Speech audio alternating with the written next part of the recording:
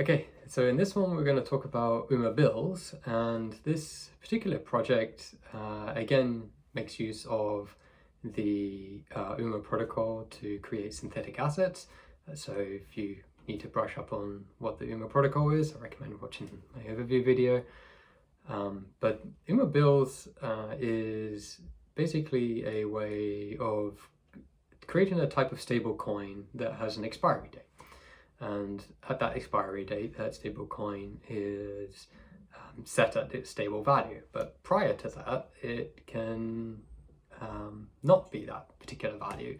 And so it can generate yield in some very interesting ways, making use of some very complex yields mechanisms. And if you're ever into kind of yield farming or more onto that side of extracting yield from different protocols, then the UMABills is kind of like a really interesting experiment. And the UMA yield dollar exists, and UMABills is kind of experimenting as well with what else you can do with this type of yield stablecoin mechanism.